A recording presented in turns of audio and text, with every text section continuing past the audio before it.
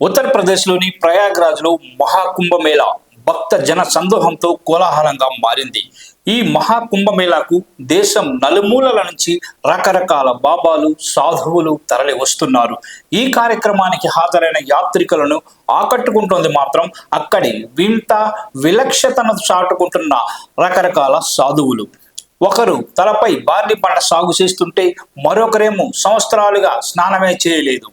45 కిలోల బరువున్న రకరకాల రుద్రాక్షలను ధరించిన వారు మరొకరు.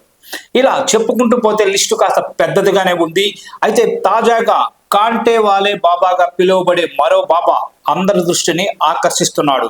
అసలు ఆ బాబాకు కాంటే వాలే బాబా అనే పేరు ఎందుకు వచ్చిందో, ఆయన ఎవరో వివరాలు ఒకసారి చూద్దాం. నిజానికి కాంటే వాలే అసలు పేరు రమేష్ కుమార్ మాంజీ. ఆయన స్పెషాలిటీ పదునైన ముళ్ళ పాన్పుపై అలవోకగా పడుకోవడం. అవును, అతడు పూల పాన్పు మాదిరి అతడు పదునైన ముళ్ళ పాన్పుపై పడుకుంటాడు. గత 40 నుంచి 50 సంవత్సరాలుగా అతడు ఆ ముళ్ళ మీదే పవలిస్తున్నాడు. తన ఆధ్యాత్మిక క్రమశిక్షణ గురించి కాంటేవాలే బాబా మాట్లాడుతూ, నాకు ముళ్ళ పాన్పుపై పడుకునే శక్తిని, జ్ఞానాన్ని అందించిన ఆ ఆది గురువుకి నేను ఎల్లవేళలా కృతజ్ఞుడను. ఎటువంటి బాధ లేకుండా దీన్ని చేయడానికి భగవంతుడి మహిమే కారణం.